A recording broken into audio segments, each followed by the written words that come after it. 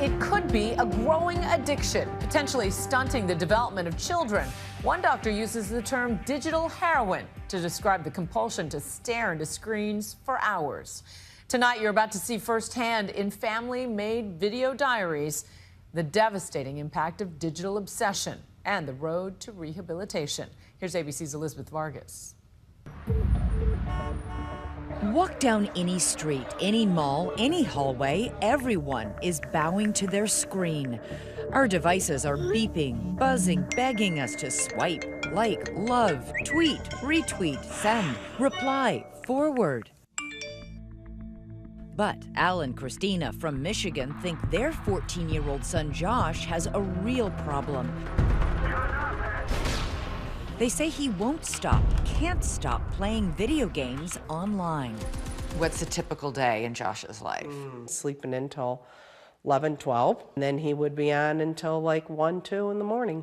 12 hours. Easily. Easily Good. 12. Yeah. Josh says he's playing up to 60 hours a week. Josh has been in his room since 4 o'clock, nearly 5 hours gaming. But why didn't you just take the computer away? I don't understand. Because when we did take it away, there was a lot of problems in our house with his behavior.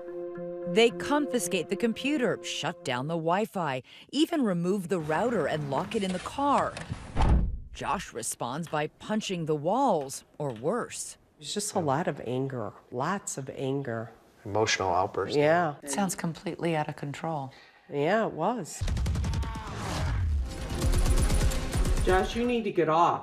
Okay, stop. Midnight, 1 a.m., 2 in the morning. You know, it's after 3 o'clock, and I told you to get off at 1. Stop. Josh is part of a growing trend happening all over the world, what some call digital addiction, a hotly debated topic within the scientific community. You have used the term digital heroin. Really? Digital heroin? Is it that bad? Maybe there's some shock value to that. Maybe I am trying to shock some parents awake to say, this is a potentially addictive device. Be careful. Josh begins skipping school. I don't really care about school. Al and Christina are wondering if Josh's brain can give them any clues as to what is wrong. So they take him for a functional MRI as part of a new study by Dr. David Rosenberg. His theory, yet to be proven, is that excessive gaming may change brain activity. You press the response pad for the letter M, okay? Dr. Rosenberg highlighted areas in red he says represent brain activity involving memory, attention, and decision-making. Josh's brain scans are troubling. This is the brain processing center of the brain. There should be much more activity. There should be more red. There should be more red. She looked at this and thought, this is a kid in trouble. This is a kid in trouble. So his parents decide to take a drastic step. It's just kind of stupid. I just play video games and I have to go to a rehab for it. They send him into the Utah wilderness and a program called Unplugged at Outback Therapeutic Expeditions.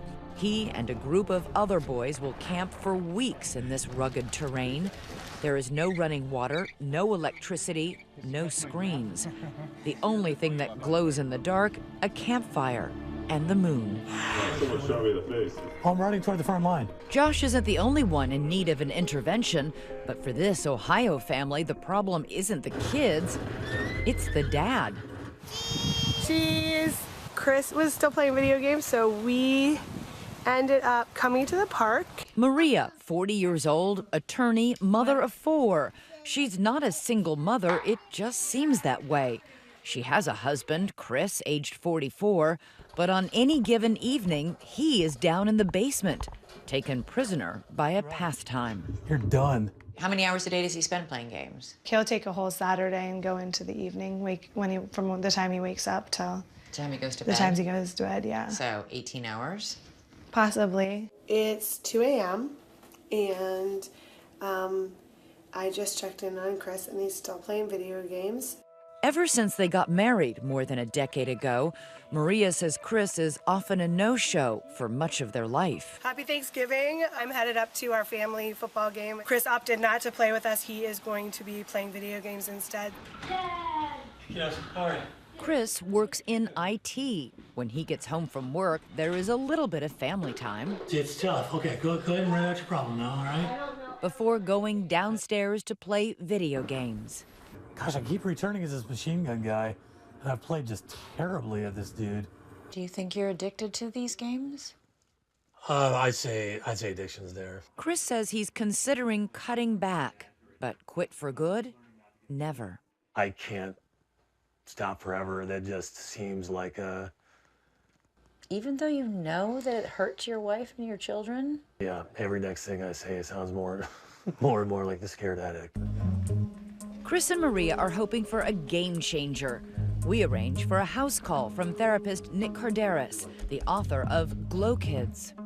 So what are you going to say to him? Well, so my whole purpose is to try to find out where he's at on this whole ownership of his addiction. Does he acknowledge that there's a problem? This very specific addiction. The first assignment, get the video games out of the house for 90 days. Are you willing to take this opportunity? Not next month. Yeah, I'll step up. I'll try it. All right, here we go. While Maria looks on, Chris packs up his games and consoles. Weeks later, he returns to the basement at our request. I don't make it down here much. It's just kind of a place for the kids to play right now. Visiting his former gaming closet triggers intense emotions. I was just tight in the chest, and it's a little tough to think about even now. It's making me feel some feels right now. He documents his struggle to stay out of the game day by day. I'm day 2 of this 90-day detox. Boredom, monotony, agitation. Week by week. It is amazing. This probably is the first week game-free in years and years. Slowly, it gets easier.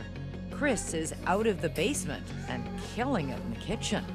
One morning, several days earlier, Maria recorded another video diary. It's her birthday. Imagine the surprise when I came downstairs to this. He got me a gift and beautiful flowers and a really nice card. I'm really feeling a lot of hope and just some happiness. Thanks so much. Yay.